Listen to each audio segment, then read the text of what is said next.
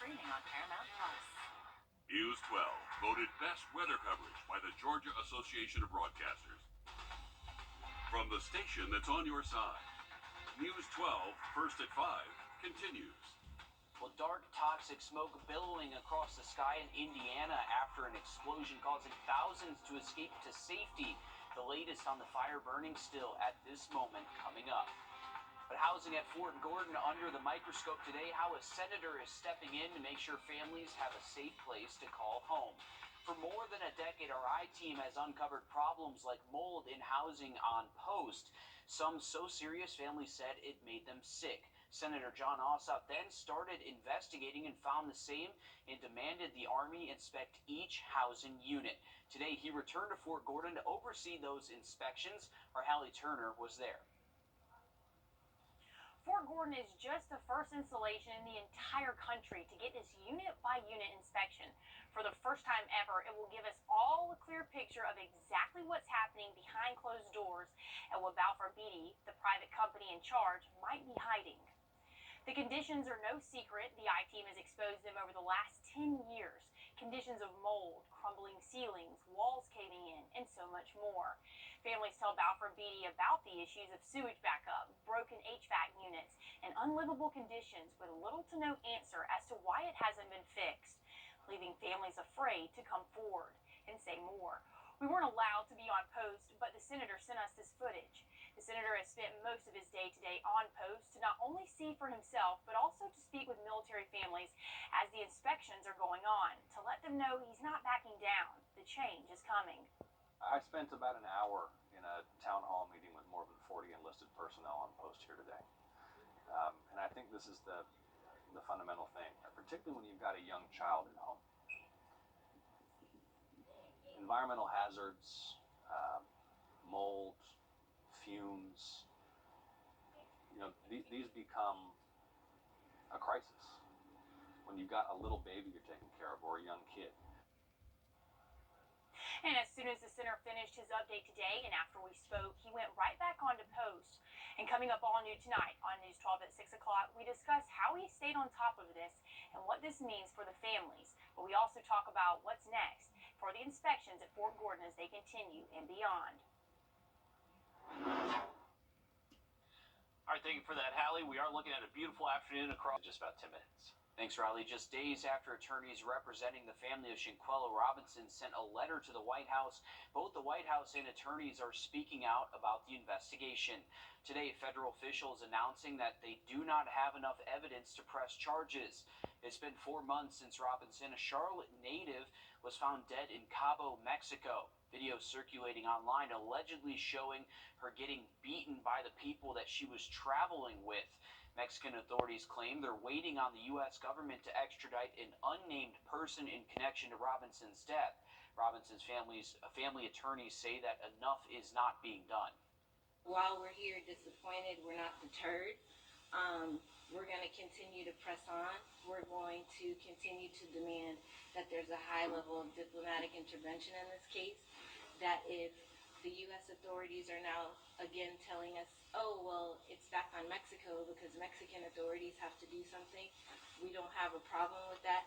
We know that we have to carve our own path to justice, and we've been doing that from the very beginning. In the meantime, the attorney said that from autopsy findings, Robinson's spine was intact, contradicting what Mexican authorities had originally said. A live look at a neighborhood near the toxic burning fire in Richmond, Indiana. There you can still see the black smoke billowing in the distance. Officials say that the toxic smoke could keep spreading for several days. As of this afternoon, at least 2,000 people have been evacuated in a half-mile radius of the blaze. The recycling plant went up in flames yesterday. The fire marshal says plastic and several other toxic chemicals are burning, while the potentially hazardous smoke lingers over nearby homes and businesses. Authorities are warning people to bring in their pets, stay indoors, and do not touch any debris that fall from their fall in their yards. And when they said evacuate, I didn't have shoes on. I had socks on, and I left my purse, my shoes. I left a lot of things, personal things, at the house, and just got in the car and drove away. I'm still worried because they're telling us they don't know what was burning, and that irritation may occur.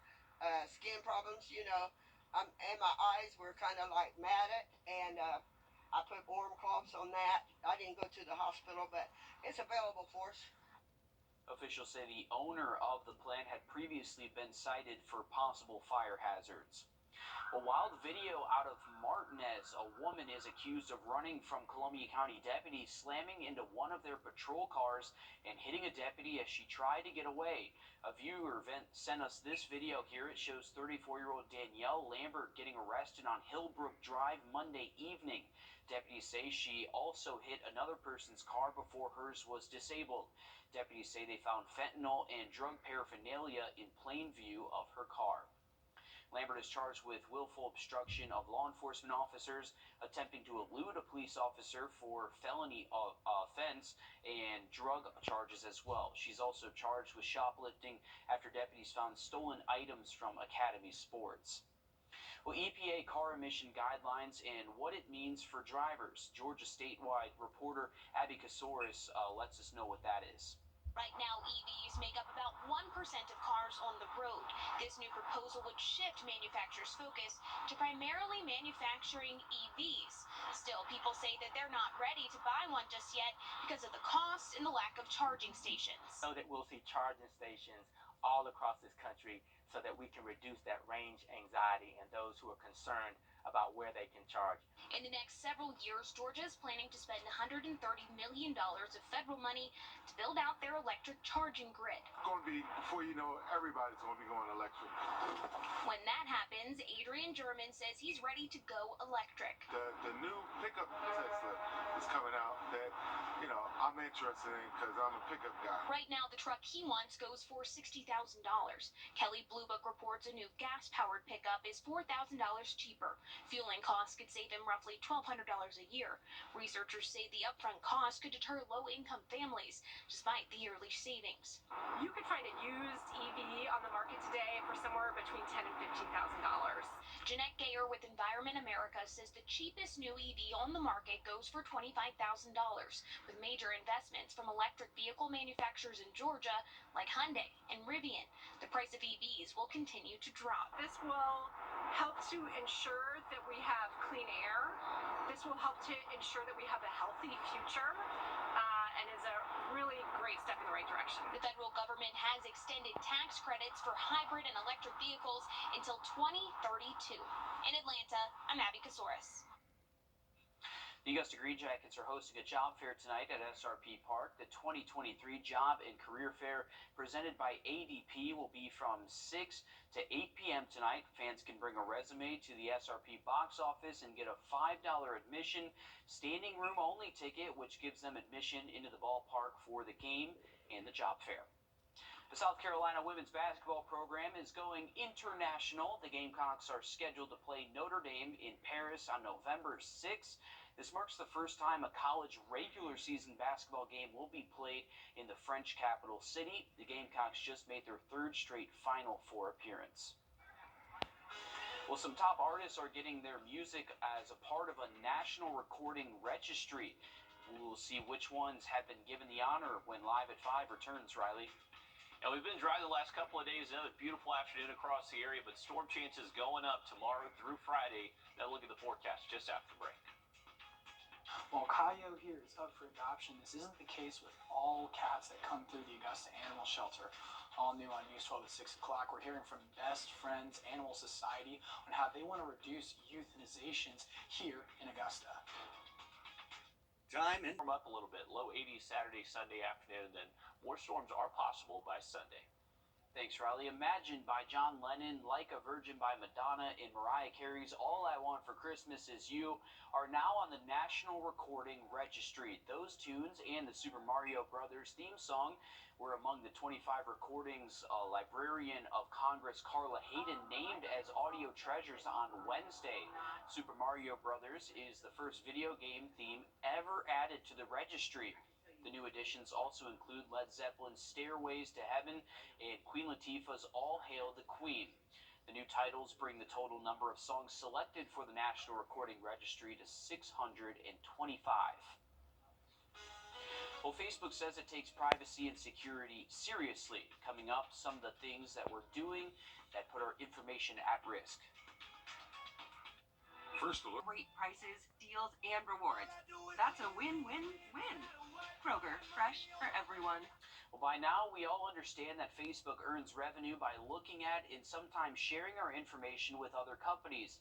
But some of the things that we all do make it easier for companies to see more than we want them to. Our consumer tech reporter, Jamie Tucker, shows us that you can protect your information by changing a few settings.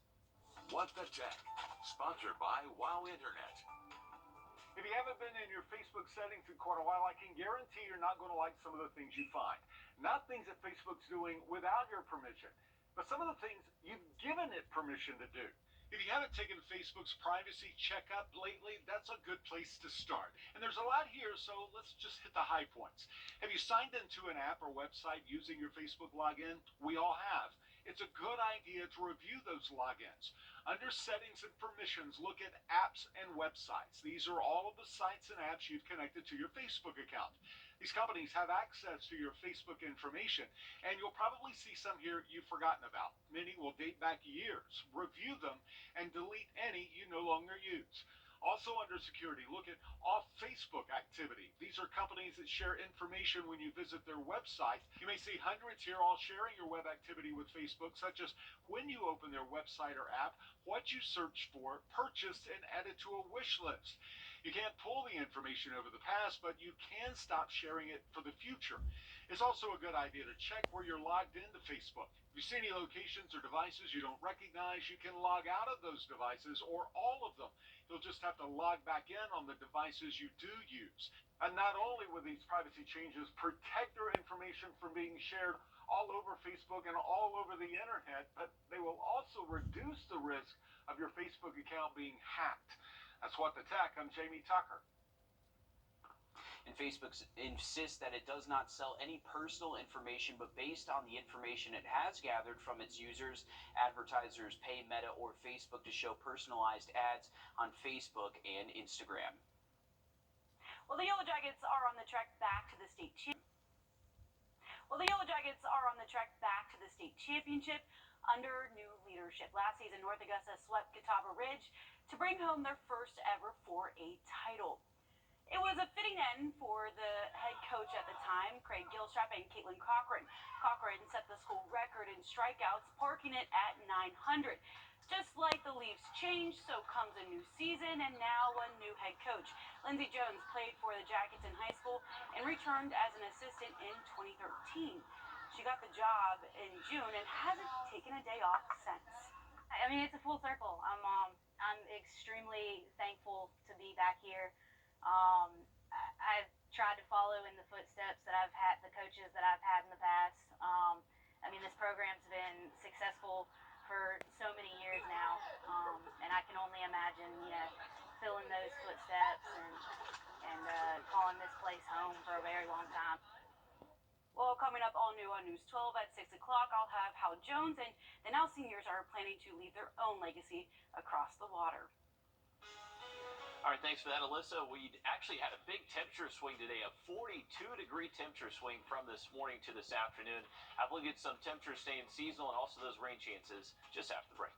Oh, when you think you've seen it all, just wait. Coming up, when Live at 5 returns, we'll tell you what's so unique about this cute pup. The Jeep Celebration event in Waynesboro means big savings and selection.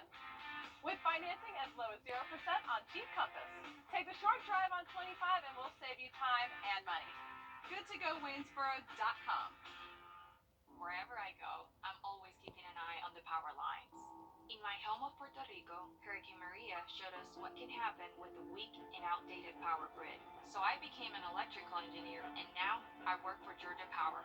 We're investing in the latest secure technologies and we're building the future of energy today. Our customers are counting on us for a modern and dependable power grid. And I'll be keeping an eye out to make sure they get it.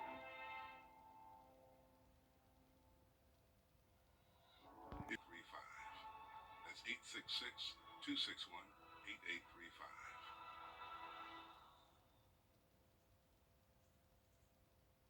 It's the Jeep Celebration event at Waynesboro. From Wranglers to Grand Cherokees, get interest rates as low as 0%.